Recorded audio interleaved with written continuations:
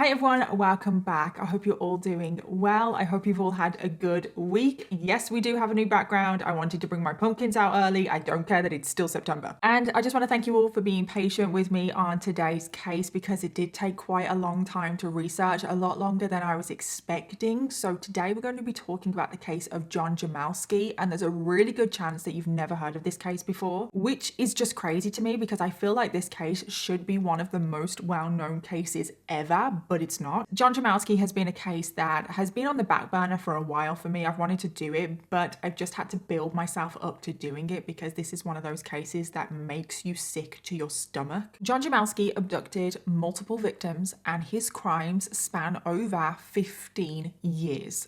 You heard that right, 15 years. He held women and girls captive and he chained them up and kept them in his sex dungeon.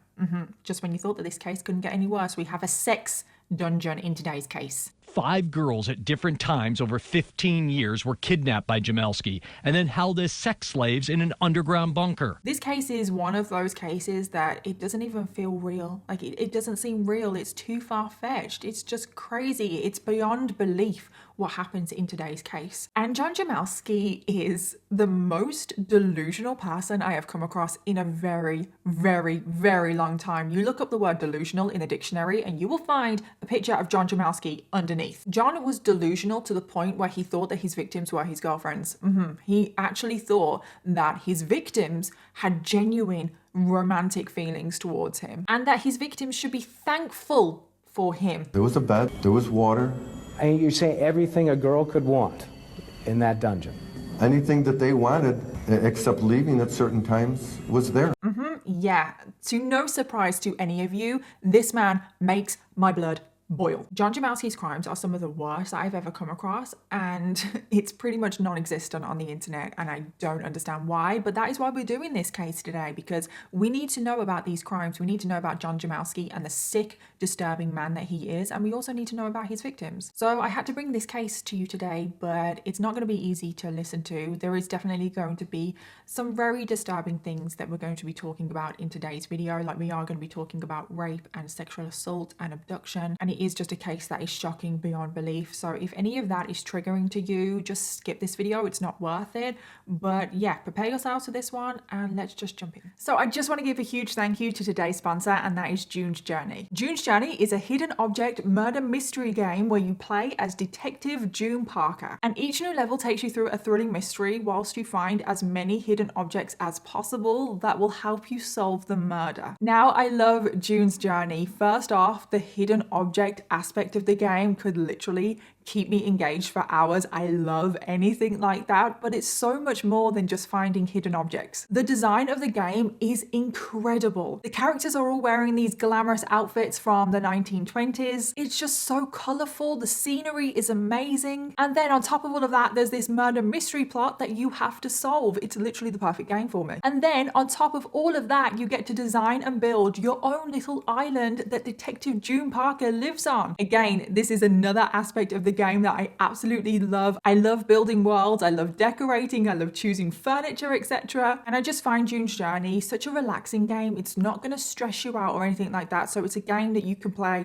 on the evening to relax, unwind. And something that is really, really exciting right now is that June's Journey is celebrating its 5th anniversary. So for the next 2 weeks, from the 26th of September all the way to the 5th of October, June's Journey will have exciting surprises for players every single day. There are special events, daily rewards, special unique decoration items. So for the next 2 weeks, now is your time to play. If you don't already play June's Journey, now is your time. June's Journey is available on iOS and Android, as well as on PC through Facebook Games. And you guys can download June's Journey for free by clicking on the link in my description box. And then once you've downloaded June's Journey, come back to this video, click on that link in my description box again, and June's Journey will give you a free unique decoration item. And that free item will be available in your mailbox once you've finished the tutorial, which is pretty amazing, isn't it? So after you've downloaded June's Journey, remember to come back to this video and click on that link again. And I just want to thank June's Journey again for sponsoring today's video, but I want to thank every single one of you watching right now, because truly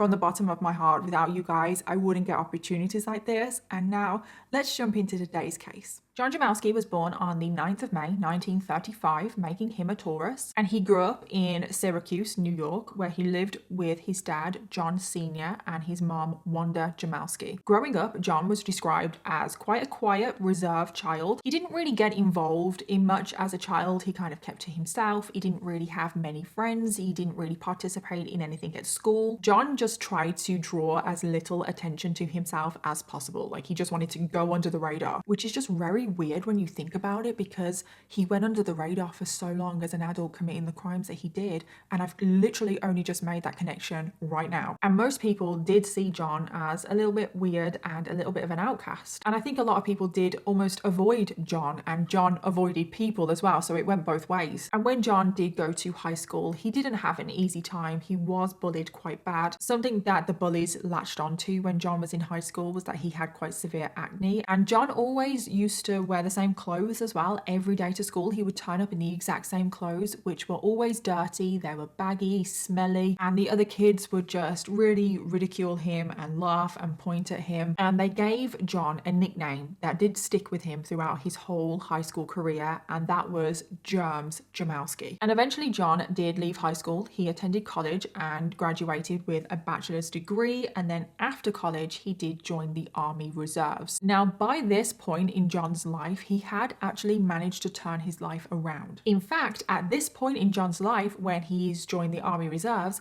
John thinks that his life is pretty great. He had made lots of friends. According to John, he was a little bit of a ladies' man. John claimed that he was entering into many different sexual relationships with various women. He was having a real good time. From my extensive research, like I said in the intro, John is delusional. He lives in his head. He creates a fantasy land for himself. So this is what John claims his life was like in the army, but I just don't buy it. So anyway, we don't know if that's true or not, but what we do know is in 1959, John does meet a woman called Dorothy Richmond, and they do form a relationship, and they very quickly get married, and they have 3 children. And then the years roll by and they live a pretty normal family life. This was after John left the army, so he was currently working as a little league coach, and his wife Dorothy was working as a teacher, and they just seemed like a regular family, you know, nothing unusual. But unfortunately it doesn't stay like that. So now we skip forward quite a few years. We're actually skipping forward to the 1980s at this point, because not much happens in John's life that I could find between him marrying Dorothy and this moment right here. So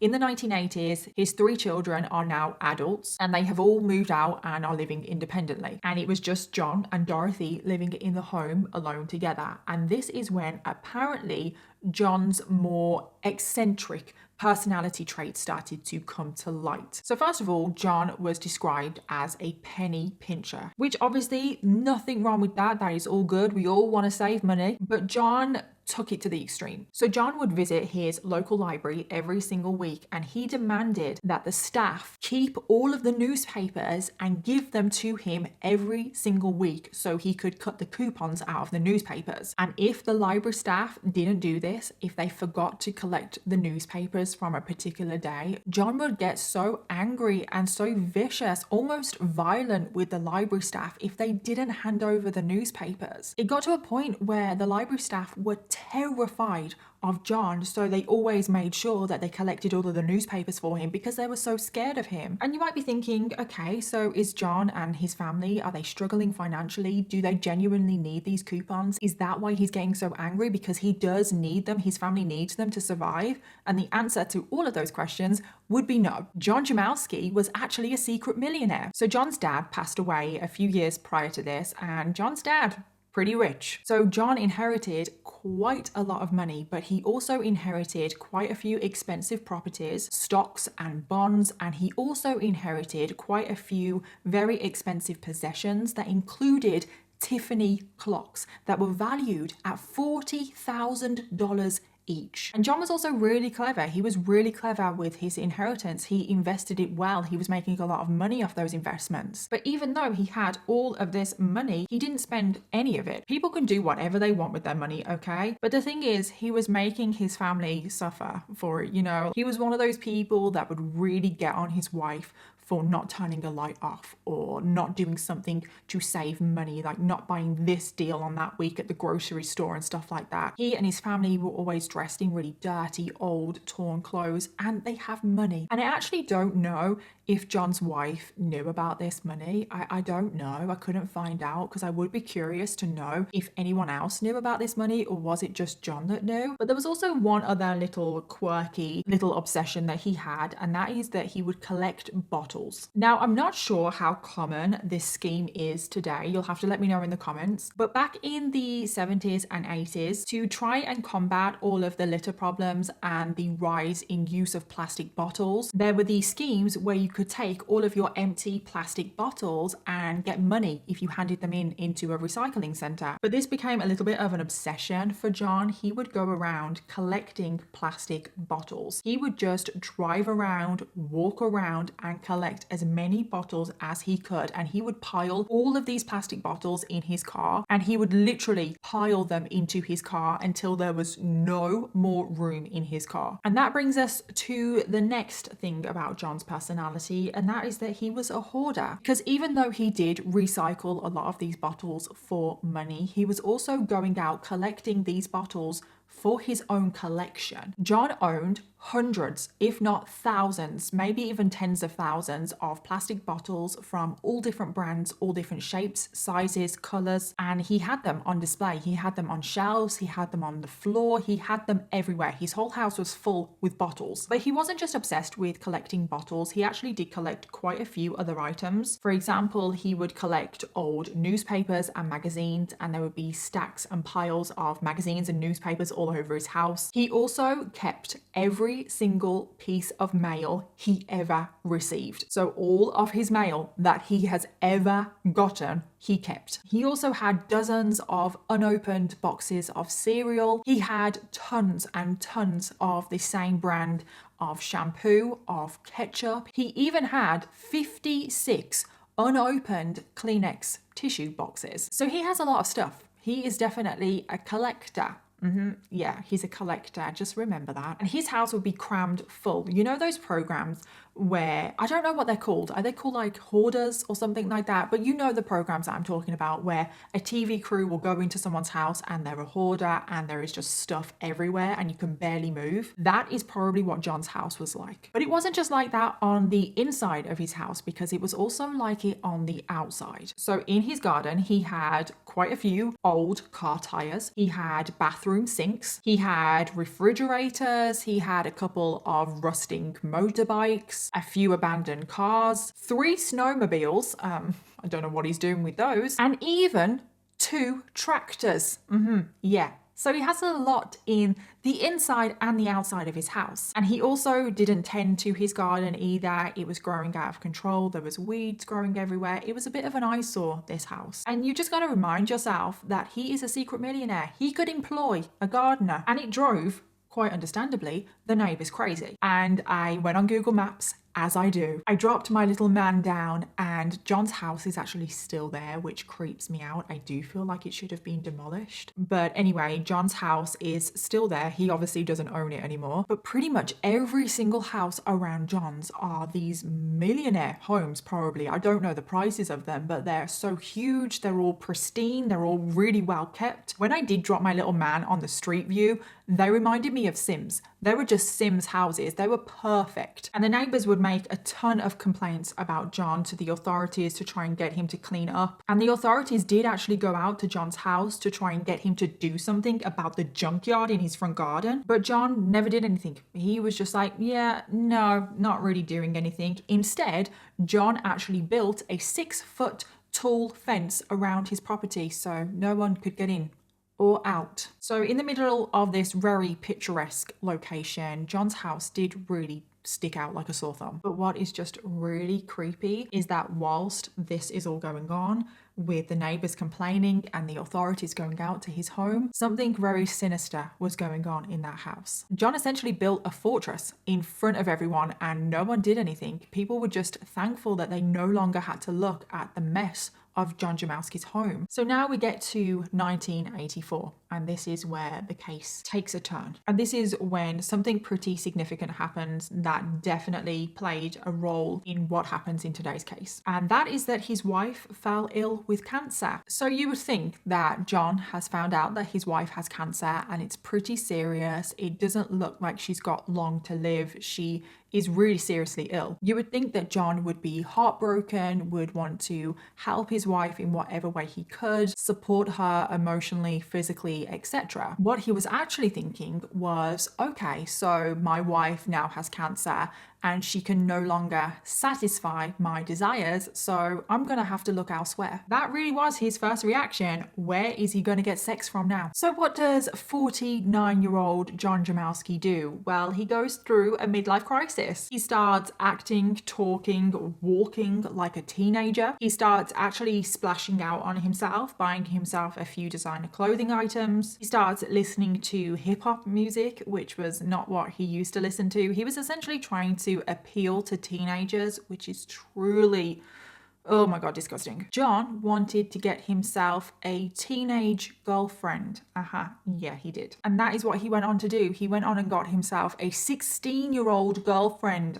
16. And the two of them entered into a sexual relationship, even though it's not a relationship at all because she's 16. She cannot consent to this. But in John's mind, this was all above board. This was all fine. There was nothing weird about this at all. He truly believed that this young girl, whose name is Debbie, was truly his girlfriend. And then what did John do? He moved his 16-year-old girlfriend into his home. Now, apparently in the beginning, when he first moved Debbie in, John tried to keep the relationship secret from his wife, but obviously his wife lived in that home. She found out pretty quickly. But when she did find out, I actually don't know how she reacted. I can't imagine she was too pleased. I just feel really sorry for Debbie, the 16-year-old girl, being dragged into all of this, and quite understandably, the relationship that John had with Debbie caused quite a lot of tension in the household, but also in his family, because when John's sons found out, they were absolutely furious, and one of John's sons actually punched John in the face, which I think good for him. And in the end, because his relationship was causing so many problems,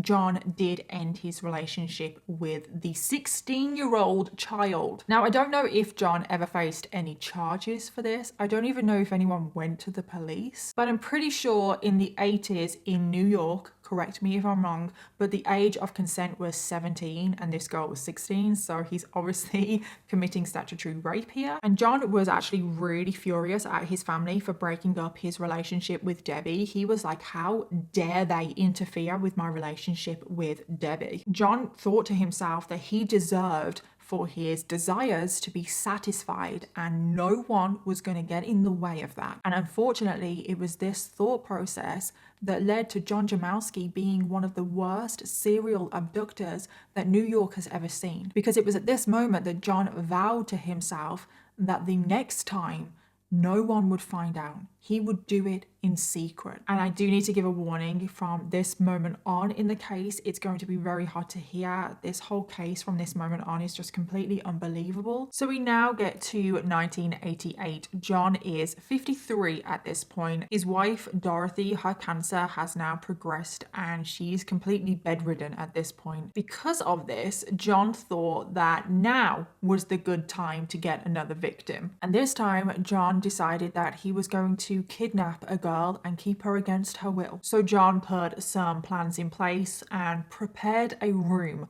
for his victim. And then on the 17th of September 1988, John was out cruising in his 1975 Mercury Comet, and this is when he spotted 14-year-old Kirsten. And I just want to make a quick side note right now, because normally when I talk about a victim, I do like to tell you about them, tell you a little bit of detail about who they are in their life. But in this case, all of the victims did survive, and it's pretty clear from my research that they want to keep their identities private. So that is why we only have first names, and some of those names are pseudonyms, and there are also no pictures of the victims. You actually can find some of the pictures of the victims online, but it was pretty clear from my research that they don't want to be associated with this case, so I will not be inserting any pictures of the victims, and I will only be using first names, and in some of the cases that is not even their real name. So Kirsten was just walking home. She had been out for the evening with her friends, and this is when all of a sudden a strange man pulls up next to her in a car, and of course that was John Jamelske. Now John, he was still going through his midlife crisis. He was dressing, acting like a teenager, and he started talking to Kirsten as if she was a teenager, and I do feel like this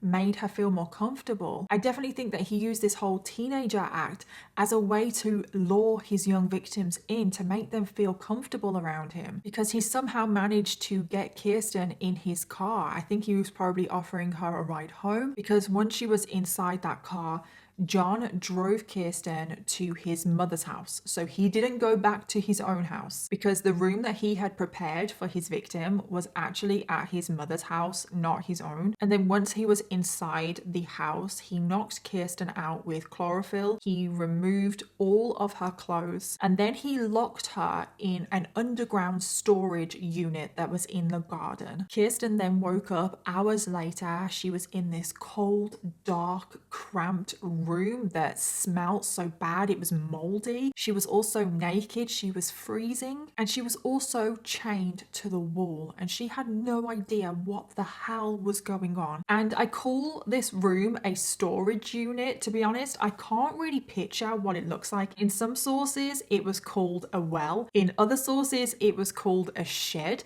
but from descriptions of it, it was kind of like an underground storage unit. It's very strange. It's really hard to kind of picture what this room would have been like, but it was very, very small. It was underground, and it was so small in this storage unit that a person couldn't actually stand up. Kirsten was just lying down, and because it was kind of underground, no one could hear her screams. No one could hear her screaming and shouting for help. And then shortly after Kirsten woke up, John crawled into the storage room, and he said to Kirsten, "This is it. You're stuck here now, and you're going to have sex with me every single day." He told her that if she tried to escape, if she tried to resist him, scream, shout for help, he would kill her entire family. And very sadly, every single day, John crawled into that underground storage room and raped Kirsten every single day for 6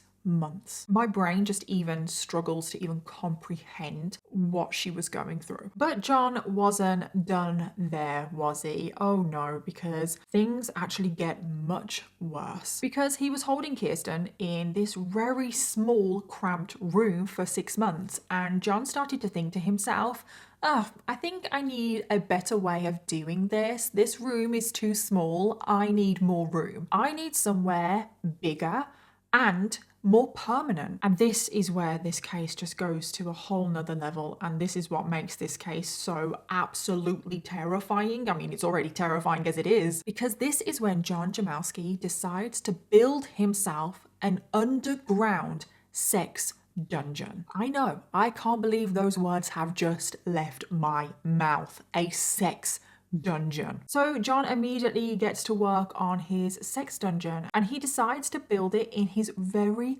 own garden. He wants the ability to access this dungeon at all times. And of course, he's able to build this dungeon because, if you remember, his home is behind 6-foot fences. No one even can see what he's doing. But of course, people in his family do notice that he is building a dungeon, even though he doesn't call it a dungeon. And to get away with this, John actually says that he's building a bomb shelter. And because John is very eccentric and he does do these weird things, people don't question it. They're just like, oh, okay, He's building a bomb shelter. That sounds normal. And one of John's sons, Brian, and I have a bone to pick with Brian, so just remember that. One of his sons, Brian, actually helps him build the dungeon, or bomb shelter as he knows it. So John hires a construction company to help him, and they dig this huge hole in his garden that is 10 foot deep, 25 feet long, and 15 feet wide. I struggle to think about how big that is in my head, like I can't really picture it, but it's huge. Just know that this dungeon bomb shelter is going to be huge. They put in a wooden frame and they fill it with concrete floors and walls, and then once it is complete, they cover the dungeon with 3 feet of soil. And even though the top of the dungeon is only 3 feet from the surface, from the victims that have spoken out about this case and the detectives that investigated, it feels a lot deeper than that. Because in this dungeon, it is so silent that it feels like you're 10 feet underground. And then John decides to build a tunnel from his basement to the dungeon, so he doesn't even have to leave his house to enter the dungeon. And this tunnel from the basement to the dungeon is 10 feet long, and it's a very small tunnel. You have to get on your hands and knees to crawl along this tunnel, which honestly just gives me chills. Like this whole thing, this whole case gives me chills. I'm not even claustrophobic, but the thought of this tunnel and the dungeon underground, oh my god, it just gives me chills. And just like that, John Jamelske now has his sex dungeon, and no one has really asked any questions. So then he goes and collects Kirsten, because remember, she is currently being held at his mom's house. He then brings Kirsten to the basement and he makes her crawl along that tunnel, essentially crawling to her own prison. And then he chains her in the dungeon and locks the metal door behind him. And I feel like we have to go into a little bit more detail about the dungeon, and there are actually images and video footage of the dungeon, and I will be inserting some because I feel like it's important that we actually see these places, even though it honestly just gives me the creeps. This really happened to real people, real victims were held in this dungeon. But if you don't want to see them, and I do understand because they are distressing, maybe just like skip forward. So first of all, like I said, you had to get to the dungeon by crawling through this 10-foot very small cramped tunnel from the basement, and then from that tunnel there is a small drop into the dungeon, and then the dungeon itself has 2 rooms. The first room is a bathroom, even though you can't class this as a bathroom at all. So in this bathroom, there is a bathtub on an elevated platform, but there's no plumbing. Oh no, this is not a functioning bathtub. There is just this garden hose that is in this dirty old bathtub that is supposed to be running water. And then next to the bathtub is a toilet, which again is not a toilet. It's like a toilet seat frame that is over a bucket. And that was it, pretty much. There was other random things on the floor and everything, but that was essentially the first room, which was the bathroom. And then the second room is the bedroom. Again, you can hardly call this a bedroom. There was just a sheet of plywood on the floor that had a foam pad on the top that was supposed to be a mattress. There was no pillows, blankets, quilt covers, quilts, nothing. Just a piece of plywood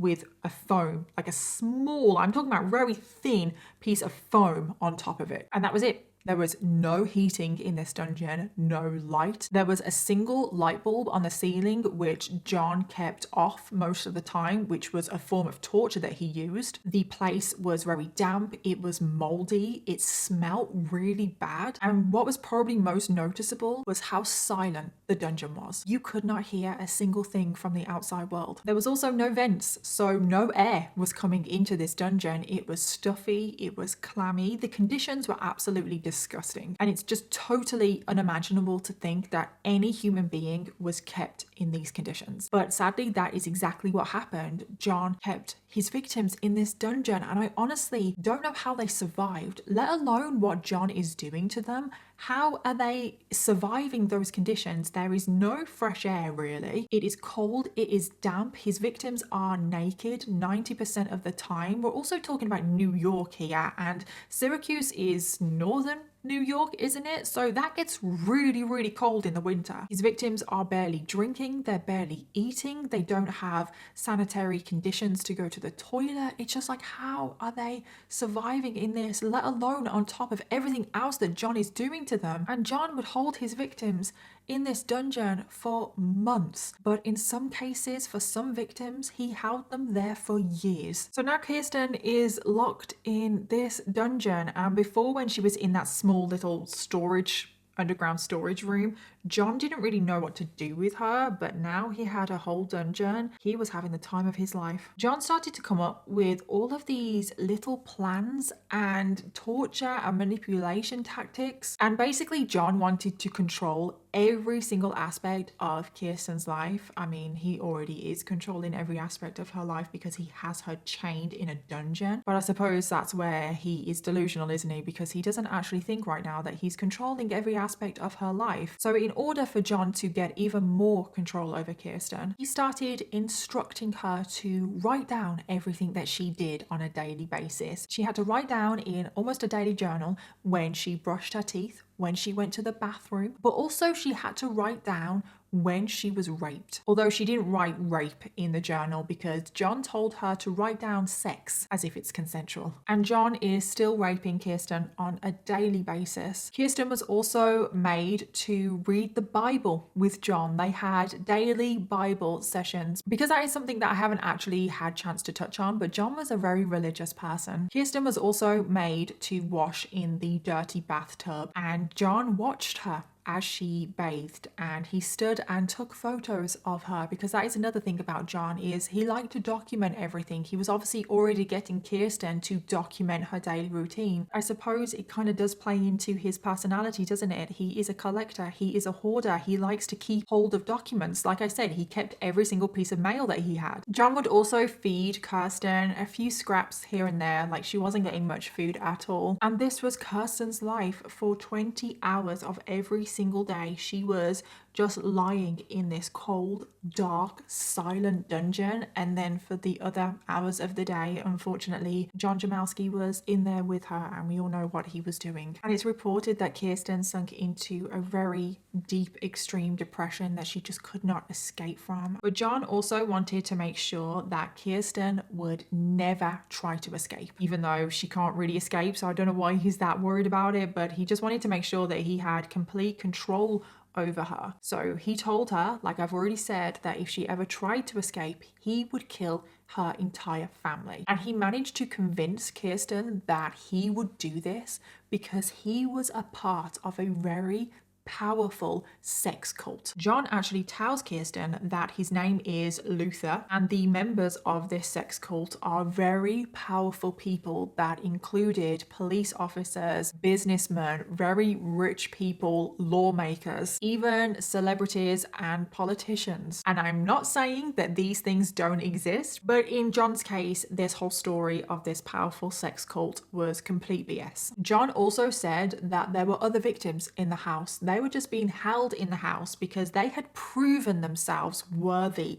of being transferred from the dungeon to the house. Because that is what John was telling Kirsten, that Kirsten needed to prove herself to John. And as soon as she proved herself, she would be moved up in the cult. And John would also tell Kirsten every time she didn't comply, her time in the dungeon would be extended. And she believed him. She believed that he was a part of this cult. I mean, why wouldn't she? She has no reason to not believe him. I mean, she has been abducted from the street and she is now being held in a dungeon. Why wouldn't she believe him? But John wanted to make sure that Kirsten was really hearing his threats. So he started to show Kirsten photos of her family. And when Kirsten saw these photos, she looked at them and was like, oh my God, they're recent. These are recent photos of my family members, my home. And John even had photos of inside of Kirsten's home. And Kirsten was like, oh my God, he's telling the truth. He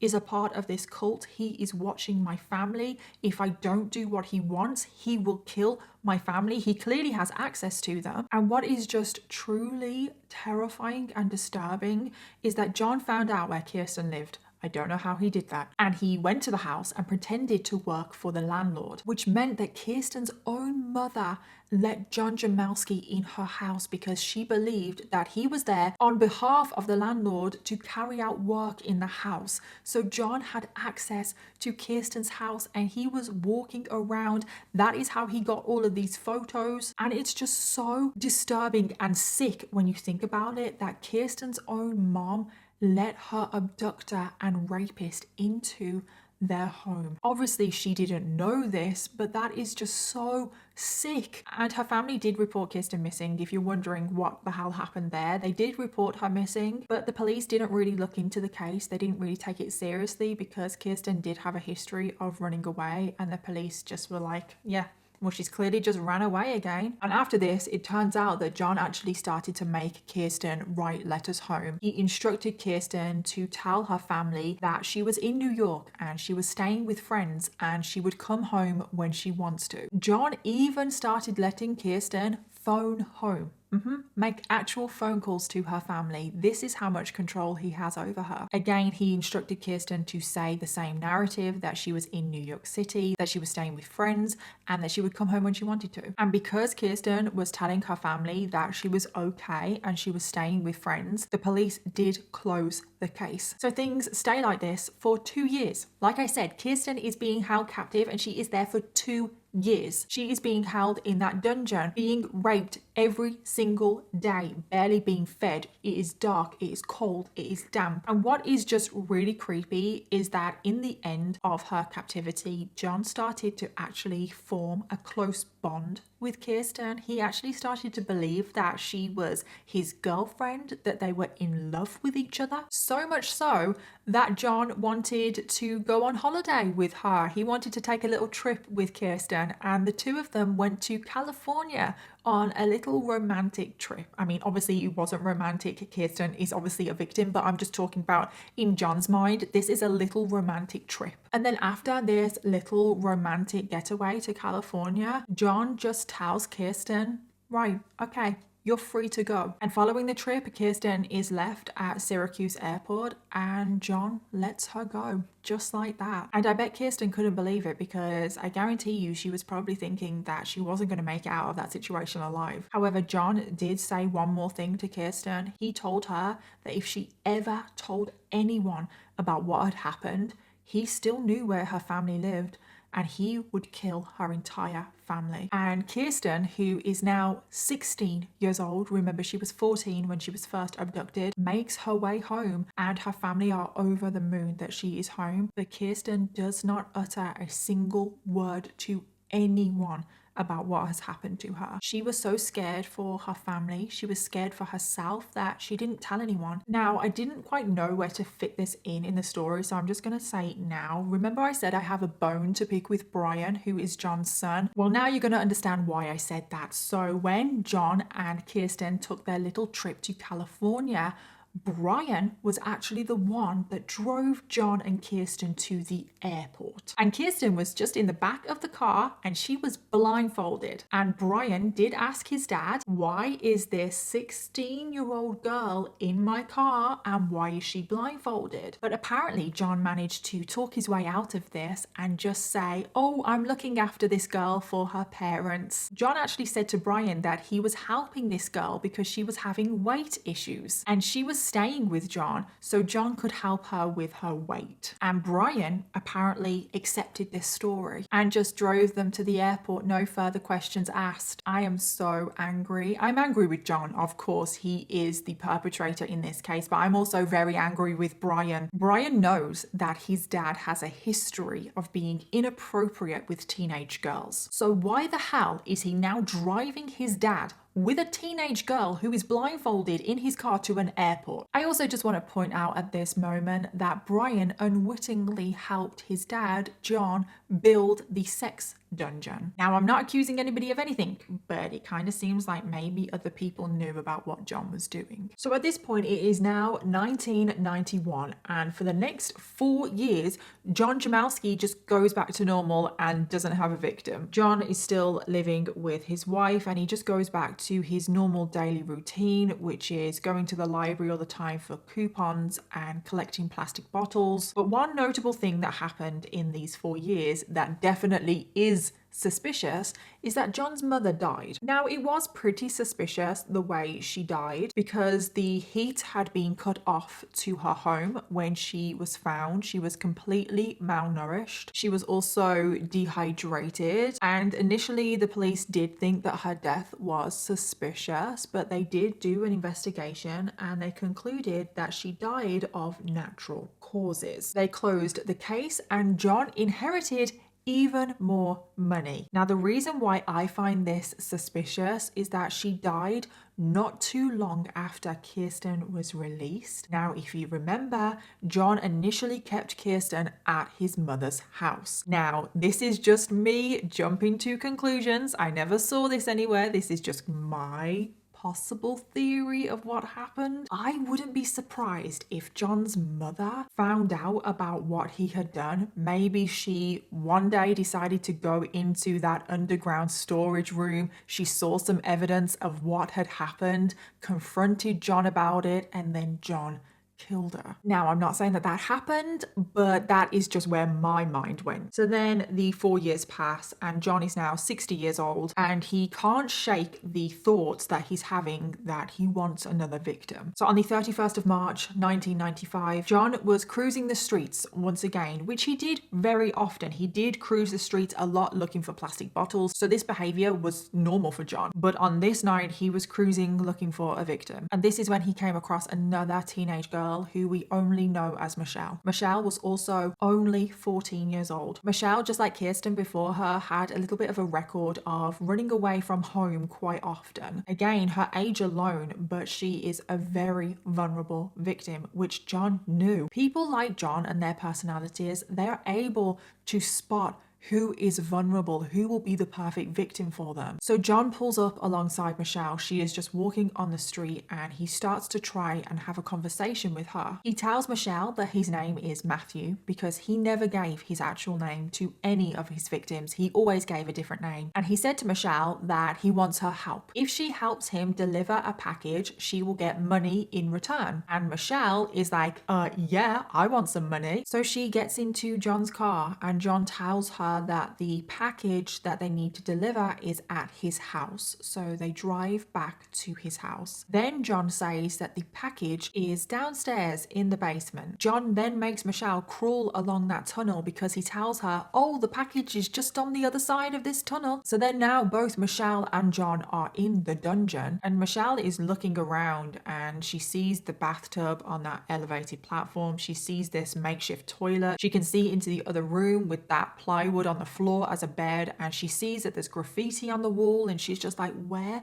the hell am I? John then points at Michelle's foot and says, oh, what's that? Michelle then looks down at her own foot. This then gives John the opportunity to snap a lock around Michelle's ankle. And now poor Michelle is trapped in this dungeon. And sadly, once again, John follows the exact same routine with Michelle as he did with Kirsten. He told Michelle that he was part of this large-scale sex cult that had very powerful members and she had to do everything that she was told. He also told Michelle that if she didn't comply, her family would be murdered. Not too long after Michelle was in the dungeon, John managed to track down Michelle's family and he also took photos of her family, of her home. So Michelle believed John that he was a part of this big cult, this big organization. Michelle was forced into the same daily routine. She had to keep a log of everything that she did. She had to write down when she brushed her teeth, when she bathed, when John raped her, absolutely everything. And John was raping her on a daily basis. And then for 20 plus hours every single day, she was in this cold, dark, damp, moldy, smelly dungeon that had no air. She was naked for most of her time. But John did something slightly different with Michelle, which is honestly creepy, and I can see it in my head right now. Like, it's just something that I can't unsee. John recorded some videos with Michelle, and I have seen them, and I kind of wish I hadn't because I can't unsee them. And in these videos, I can see Michelle, her face is blurred, but she just looks out of it. She looks so drugged. I reckon John was keeping his victims drugged. The video footage is some of the most disturbing footage I think I've ever seen, because John and Michelle are dancing in this video, which is something so normal. But then when you know what is actually happening, Word up. Peace out. Peace out. when you know what that man is doing to that teenage girl, it is so beyond disturbing. I can't unsee it. I can't. I can see it in my head right now. And Michelle's ordeal lasted for 13 months. That is how long she was locked up in this dungeon, for 13 months. Again, just like Kirsten, Michelle fell into a deep depression that she couldn't get out of. And then suddenly, one day after 13 months, John just released Michelle. He told her that she could go home. But John blindfolded Michelle, he put her in his car, and then he drove her and dropped her off outside of her mom's house. However, this time, Michelle didn't keep what happened to her a secret, because Kirsten never told a single soul. But Michelle told her mom everything. And Michelle's mom wanted to go to the police straight away, but Michelle was absolutely terrified. She knew what John was capable of, and she also thought that he was a part of this larger cult, this organization. And not long after John dropped Michelle off at her home, there was a strange man that kept pulling up outside of Michelle's home and would just sit inside his car and stare into the house. And who was this strange man? Well, it was John Jamelske, wasn't it? And Michelle's mom would see John sat in his car staring into the house, and as soon as she saw him do this, because he would do this quite frequently, Michelle's mom was also convinced that their lives could be in danger if they went to the police. So then roughly a year passes after Michelle, and John wants to now move on to his third victim. So on the 30th of August 1997, John is cruising the streets again, and this is when he comes across a woman who we only know as Tina. Now Tina was 53 years old, and she was Vietnamese, and she didn't speak much English. Now she is obviously much older than the previous two victims, but because of the language barrier, she is also incredibly vulnerable. So John pulls up next to Tina, and instead of trying to strike up a conversation with her like he's done with his previous two victims, he literally jumps out of the car and abducts Tina by force. He drives her back to his home and locks her in his sex dungeon. And tragically, once again, Tina is made to endure everything that the previous two victims have. But for Tina, there were a few things that were different. This is when John started to escalate the psychological torture of his victims. The first thing that he did was he put a life-size skeleton next to Tina's bed, so every time she opened her eyes, that would be the first thing that she saw. He also started to play the sounds of screaming victims into the dungeon, making Tina think that there were other victims in the house. And what really disturbs me is it's quite possible that those screams were recordings of his previous two victims. We don't know that. I'm just jumping there. And then he also forced Tina to separate this big pile of nails and screws into separate glass jars. And it's just like, why are you forcing her to do this? Like, what are you actually getting out of this? With Tina as well, John had become a lot more violent than he was with the previous two victims. There was one time where he struck her so hard in the head that he burst her eardrum, and she is now permanently deaf in that one ear. And Tina was made to endure this treatment for 9 months. That is how long she was in this dungeon for, being raped every single day, being in those terrible conditions. But eventually, after 9 months, John let her go, just like the previous two victims. He does let his victims go, which obviously I'm very thankful for, but I feel like this just shows how arrogant he is, because he knows that his victims are not going to report him, and so far they haven't. However, this all changes with Tina. When she is released, she goes straight to the police. But unfortunately, when she told the police the story of what had happened to her, they didn't believe her. First of all, the language barrier made it very difficult for Tina to actually explain what had happened to her, and the police clearly didn't care enough to try and understand her either. But also, the parts of the story that the police did understand Tina, they just thought, yeah, there's no way this happened. This is too far-fetched. So even though Tina had gone to the police police, even though she tried her hardest to get the police to listen to her. John Jamelske has now also gotten away with what he'd done to her. So it's now 1998, and just to kind of give you a timeline of what has happened, this is 10 years after the first abduction. And it was in 1998 that John's wife, Dorothy, lost her battle with cancer. Now, apparently, John was overcome with grief.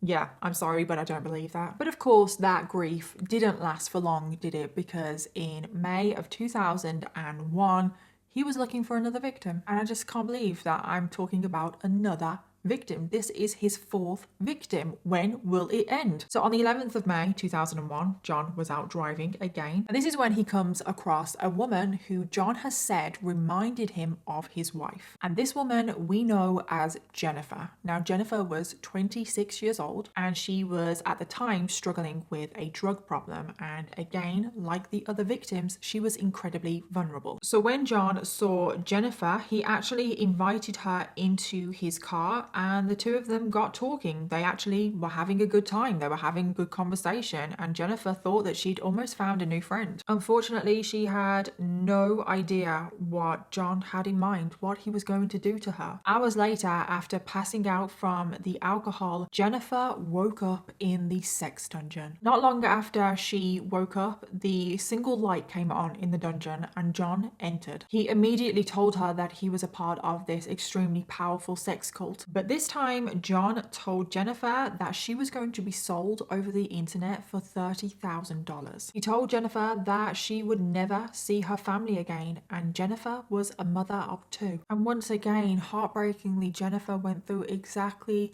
the same routine as the previous 3 victims. She was raped on a daily basis. She was made to keep daily journals of what happened to her. She also had to listen to screams of other victims, making her think that there were other victims in the house. However, this time, unlike the other victims, Jennifer fought back. She defied John at every opportunity. She pounded on the walls of the dungeon until her hands were raw and bleeding. Whenever John came into the dungeon to rape her, she fought so hard to stop him. She did everything that she could. She defied him. She shouted at him. And Jennifer started to form serious plans in her head that she was going to murder John. However, John did anticipate that a victim could react like this, so on the lock of the dungeon was a combination lock which he put on the door every single time he entered, and he made sure that the victims knew about this as well, so if he was knocked out or murdered, they would be trapped down there forever and die. And then as soon as Jennifer found out about this combination lock, she thought that there was no way that she was ever going to be able to escape. Only thing that was going through her mind at all times was her children, that she wanted to be reunited with her children. But after 2 months, John grew tired of Jennifer, and he grew tired of the fact that she was just always fighting back. And finally, after 2 months, John did let Jennifer go, and she was finally reunited with her children. Again, Jennifer goes straight to the police. She is not about to let John get away with this. But Jennifer goes to a different police station than Tina did, and pretty much the same thing happens to Jennifer. When she tells the police her story, the police didn't believe her. And in Jennifer's case, there was no language barrier, and she was able to tell the police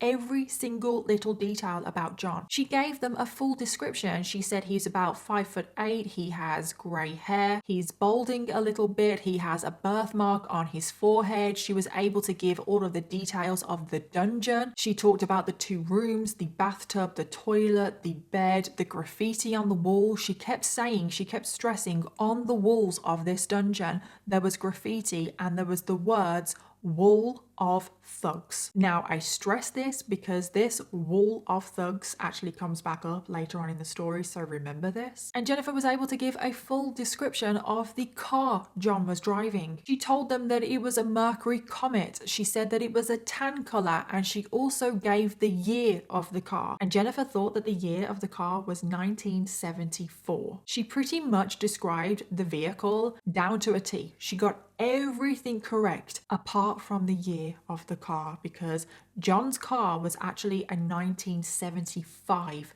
Mercury comet. And the police searched through their database for a 1974 Mercury comet, and because they couldn't find one that matched the description, they didn't believe her. They didn't believe her story. They already thought that it was too far-fetched, and they closed the case. They didn't even bother investigating. But what is just really frustrating is if the police had just widened their search just a little bit on the car, they would have found John Jamelske. If they had just searched for a couple of years older, couple of years younger, because there was a Mercury comet in a tan colour that was the year 1975 registered to a John Jamelske, and they would have gotten his full name and address and they would have caught him. John Jamelske has now gotten away with what he did to Jennifer, and he has no intention of stopping. So another year passes and John wants another victim. So we are now in October 2002, and I know, I bet you're thinking, what the hell, when does this end? And thankfully we are on the last victim now. So on an evening in October 2002, John went through his usual routine of cruising the streets trying to find a victim when he came across a 16-year-old girl who we only know as Mika. Again, Mika had a history of running away from home and was incredibly vulnerable. John pulled up next to her and offered her a way to make some money if she got into his car. Now Mika got in his car and John drove her back to his house and he forced her in to the dungeon. I feel like a broken record, but Mika had to go through everything that the previous victims have. She was being raped on a daily basis. Those disgusting, inhumane conditions that she was living in. She was basically being starved, no proper food, no sanitation. But for some reason, this time round with Mika, John was a little bit different. He started to become extremely attached to Mika. Now, he was always delusional. He always tended to think that his victims were his girlfriends and they did have genuine feelings for one another, but with Mika it went to a whole nother level. He was in love with her, at least he thought that he was. Now Mika was smart and she actually saw this as an opportunity to escape, and she decided to take advantage of it, and she started to be friendly towards John to try and work this in her advantage. And over time John did give Mika more freedom than any of the other victims. They would sit and read the Bible together. They would play board games together. She was even allowed to watch TV. She was even allowed to go outside. She was able to get fresh air and walk around the garden. But not just that, John started to take Mika out in public with him. He was really confident that he had complete and utter control over her. John took Mika to the local supermarket. They even went to McDonald's. They went to a bowling alley. They even went to a karaoke bar one night. And they both got up on stage and sang together. And that is just really unreal to me. Like, I actually can't believe this. What were the other people in the bar thinking of this 60-plus-year-old man and this 16-year-old girl? What were they thinking of these two singing on stage together? Surely someone must have thought, hang on a minute, what the hell is going on here? And then this is what really gets me about this case. I was getting so worked up when I was doing the research. John said that he was planning to take Mika to his 50th high school reunion, and he was really looking forward to showing her off, because when he took her and she was on his arm, all of his old friends would think, oh bloody hell, John's doing well for himself. John was really expecting his old friends to think that he was doing well in life because he had a teenage girlfriend. I just can't with this man. I just can't. He makes me sick and he's so delusional. So you might be thinking, okay, so if Mika is going out with John all the time in public, why did she not make a run for it? Surely there would have been an opportunity for her to do that. She still believes that John is a part of this larger organization, this dangerous sex cult that will kill her family if she tries to escape. So Mika, even though she has a little bit more freedom than the other victims, she is still trapped. And Mika was just biding her time. She knew that she would only have one opportunity to escape and she did not want to mess it up. And then 6 months after her abduction, she would make her escape. So on the 8th of April 2003, John is out collecting his plastic bottles. Yes, he is still doing that even though he's had all of these victims, he's still doing it. And he collected quite a few plastic bottles on this day, and after he had sorted through them, he thought to himself, like, there is a lot here. There is a lot of recycling here. I'm gonna need some help. And he decided to take Mika with him to the recycling center. So Mika goes with him to the store, and when she's at the store, she comes up with her plan. She tells John that she needs to use the phone in the store. Now, John immediately asks her, well, what do you need to use the phone for? And Mika said, oh, I just want to phone the local church and ask them a question. And John completely fell for this. So Mika went and used the phone in the store, but she wasn't phoning the local church.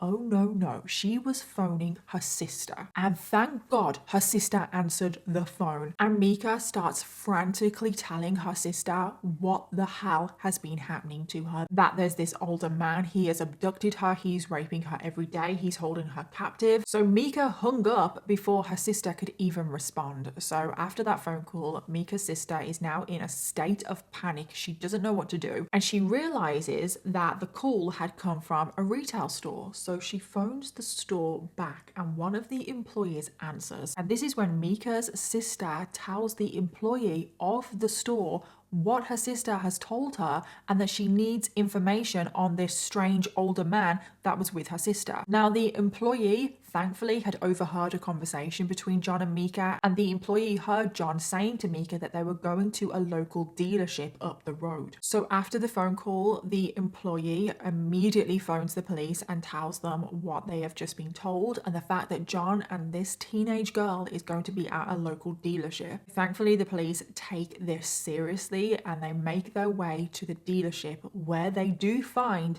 John Jamelske with 16-year-old Mika. And as soon as Mika sees the police, she runs over to them and she's screaming, help me, this man has abducted me. And John was completely shell-shocked because in his delusional mind, Mika is with him willingly. And I would have loved to have seen his face at that moment when the police turned up at the dealership. And right there and then, in the middle of the dealership, John Jamelske is arrested.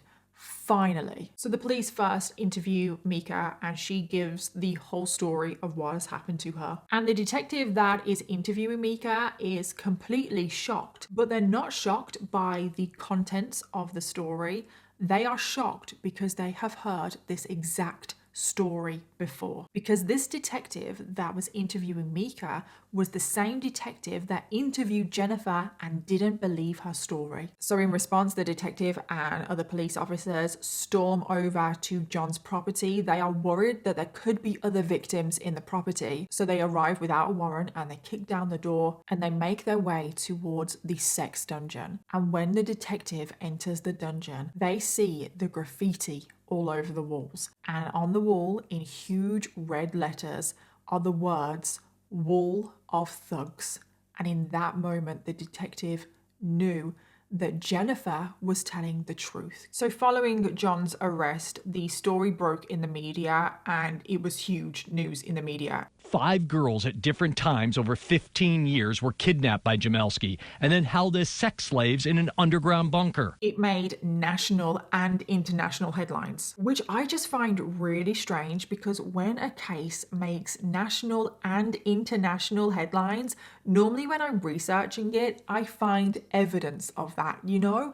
But when I was researching this case, there's almost no coverage online, which I just find really, really strange and suspicious. But anyway, there was a lot of coverage at the time on this case. Everyone was talking about it. But at this point, the police only knew about Jennifer and Mika. They didn't know about any other victims. They still didn't know how many more victims there could be out there. So this is when the police released the footage of the dungeon to the public to try and get more victims to come forward. And it was throughout this process that the 3 other victims came forward. And there is part of me that feels like there are more victims that just didn't want to come forward. Between each victim, I kept saying, 4 more years have passed, another year has passed, 3 years have passed. And it is just a little bit strange, isn't it, that such long periods of time passed between victims, and there's obviously a very strong possibility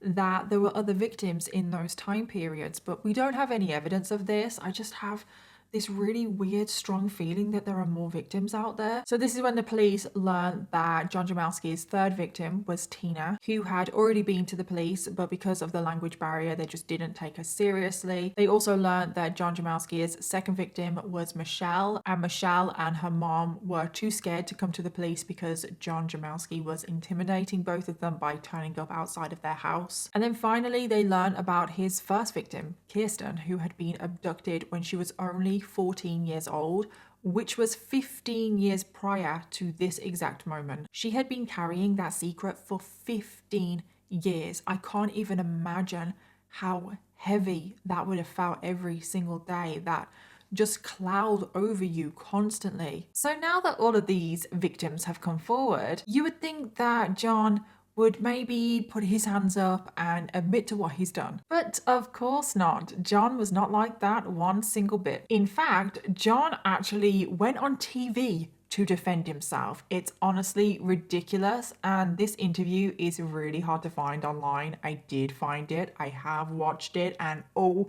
my God, I got so angry watching it. It's definitely one of the most infuriating interviews I think I've ever seen. John Jamelske had the nerve to say things like, "I'm a pretty nice guy." And he also said, "I never hurt anyone physically." I'm a pretty nice guy. I never hurt anyone. I don't know how he came to that conclusion. He actually started crying, even though there was no tears. They couldn't get the blood into her faster than it was coming out. And we almost lost her a couple of times. And he also said that because his wife had cancer and could no longer perform sexually for him, he was entitled to look for sex elsewhere. Oh, I always loved her very much, every single second. But, sex was pretty much out of the question. It's like, regardless of that, even though that infuriates me, it does. It's like, okay, go look for sex elsewhere if that is what you want to do. But what you don't do is abduct innocent women and keep them in a sex dungeon for months, if not years. He also flat out denied that what he did was kidnapping. He said, and these were his actual words, that the worst crime that he thought that he would be convicted of is adultery. It's basically, what do you call adultery? I don't know how he came to that conclusion. Again, he is delusional. He also said multiple times that his victims were there willingly. He even compared chaining up his victims to people wearing ankle bracelets. People wear ankle bracelets all day long. He also said that he built the dungeon out of the kindness of his heart because his first victim, Kirsten, was just in that little tiny underground room, and apparently she complained that there was no room for her, so he did the kind thing and built her a dungeon. And then he was asked by the interviewer if he would mind living in the dungeon, and he just answered no. It was beautiful down there. I would not mind living down there in that dungeon. It was absolutely beautiful. I am sorry, I know I'm being very sassy, but I truly cannot believe that that interview exists, that this man is still alive and he thinks like this. He still to this day thinks like this. And then, just to make everything worse and make my blood boil even more, he started to claim that he was the actual victim in all of this. He even said that he waited on all 5 of his victims. He waited on them hand and foot, so they should be grateful. They got really great service. There was a bed. There was water. And you say everything a girl could want in that dungeon. Anything that they wanted, except leaving at certain times, was there. They had a bed, they had a bathroom, they had everything that they ever wanted, apart from their freedom. They didn't have that. But everything else, they had whatever they wanted. Jennifer, he kept going on about the fact that he kept buying her steak sauce. She went through bottles of A1. I bought the biggest bottles I could find of A1 steak sauce. And she could use like a half a cup on a steak. He kept saying Jennifer got as much steak sauce as she wanted on her food. I was a gracious host. And he said, quote, I wanted to make it as nice as I possibly could for her. I wanted to make it as nice as I possibly could for her. And I honestly can't cope. I had to keep taking breaks in between watching that interview because I was just getting so worked up. And unbelievably, John thought that for all of his crimes, he would only get community service. Maybe I'm going to get some community service or something of that nature for, you know, a little bit of unlawful imprisonment or whatever. And this is what I mean when I say that John Jamelske is possibly the most delusional person I think I've ever come across. So after the victims came forward, John Jamelske was actually charged with 5 counts of kidnapping in the first degree. I think he actually should have been charged with a lot more than that. And the prosecution had a ton of evidence against John. They obviously had all 5 victims. They had their testimony. They had the dungeon and all of the evidence in there. And they also found all of the daily journals from all 5 victims that John had kept. They even had photos and video footage of John with his victims. They wanted to go for the maximum sentence, which at the time was 25 years to life for all 5 counts of kidnapping. However, the victims in this case, they were so traumatized by what they had gone through, they didn't want to take the stand in a trial and give evidence in a courtroom. So in order to spare the victims of the trauma of going through the trial, the prosecution decided to offer up a plea deal. And they told John Jamelske that he would be given 18 years to life and that he would have to give up his multi-million-dollar estate and sell all of his assets, and those assets would be divided equally between the 5 victims. And in the end, John accepted this plea deal. He got 18 years to life, and everything that he owned was sold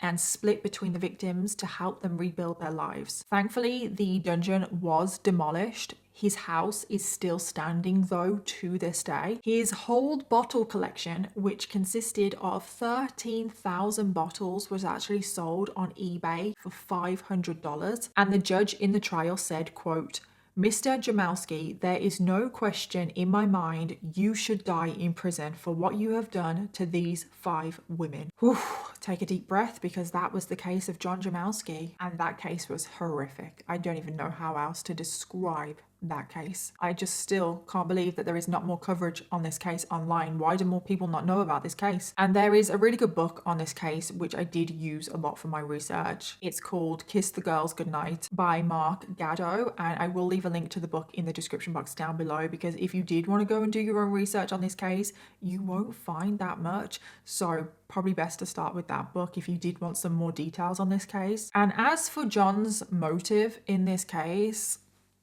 I don't know. There was one theory put forward by the detectives on this case, and that is that John is a hoarder and a collector. And in the book that I've just told you about, there was a really good line that stood out to me that said, quote, "Jamelske was not only a collector of inanimate objects, he was a hoarder of human beings." And there is definitely a theory out there that John Jamelske did what he did to collect human beings, essentially. And one of the detectives in this case noted that all 5 girls were of different races and ethnic backgrounds, as they were Native American, Asian, Hispanic, Black, and white. And there is also quite a large age gap in these girls. I mean, obviously the youngest was 14 and the oldest was 53. That is a huge age range. So there is a theory out there that John Jamelske was almost trying to collect these girls because they were from different backgrounds, because they were different races, and because they were different ages, which is just sick and disgusting. I don't know if that theory is true, but just the thought of him trying to collect these young girls, it's just so sick, but it does kind of make sense for his personality. And unbelievably, I have one more thing in this case that will make your blood boil, is that John Jamelske was actually up for parole in December 2020. Thankfully, it got denied. But, and this is a big but, he is now eligible for early release. And he is due to face the parole board again in December of this year, December 2022, which is only 2 months away. And I am just keeping my fingers crossed that it gets denied again, because oh my God, we cannot have John Jamelske out there walking the streets. And still to this day, John Jamelske has not taken responsibility for what he has done. He still tries to defend his actions. He still tries to say that the dungeon that he built was really nice and beautiful and comfortable, and that his victims were there willingly and he's done nothing wrong. And then finally, we have the victims of today's case. And obviously I don't know their identities, so I can't tell you anything about their lives. But most of the victims victims did provide impact statements, so I just wanted to end this video by reading you snippets of their victim impact statements. Kirsten, his first victim, had to spend 2.5 years in that dungeon. She suffered in silence for 15 years. And for those 15 years, she has been trying to deal with the trauma that John has put her through, and still to this day, she struggles with the trauma of what she went through in those 2.5 years. Michelle, his second victim, did not make a victim impact statement, but I feel like we can all assume that she is also suffering and she is also going through so much, and she has also got so much trauma that she is trying to deal with. And then Tina, his third victim, said, quote, "I will never forget the constant hunger, thirst and fatigue, the cold, damp, darkness and loneliness, the thoughts of death. I cannot speak of the terrible things he did to my body and made me do to his." Jennifer, his fourth victim, said, quote, "I have horrible dreams at night. I cry out and jump in my sleep. John Jamelske is a sick and evil old man. He has no right to take away my freedom, my right to breathe fresh air, or my right to be treated like a human being." And his final victim, Mika, said, quote, "You'll never be able to know the fear I felt, the nightmares I have, remembering how I had to fulfill your sick fantasies, being chained to a fence like a dog. The only thing that got me through was my faith, praying every day that God would help me go home. You are the sickest man I have ever known." I just hope that they're okay, you know, like reading those statements, it really hits you. And I just hope all 5 women are recovering, that they are getting the help that they need, that they have a good support system around them, and I truly hope every single one of them has found happiness and peace in their life. And that brings us to the end of this video. I'm really sorry guys for ending on such a sad note, but I just felt like it was really important to read those victim impact statements because we don't know anything about these women, and I still wanted to share with you their words and how they were feeling. I feel like we all now deserve to go watch something happy. I am going to go downstairs and cuddle my dog because I feel like I need it. As always, let me know your thoughts, theories and opinions on this case, and don't forget to leave me your case suggestions in the comments down below. Thank you again to June's Journey for sponsoring today's video. Don't forget about their 5th anniversary event, and you can download the game by clicking the link in my description box. And that is it from me. I hope you all have a really good week ahead, and I'll see you all in my next video. Bye.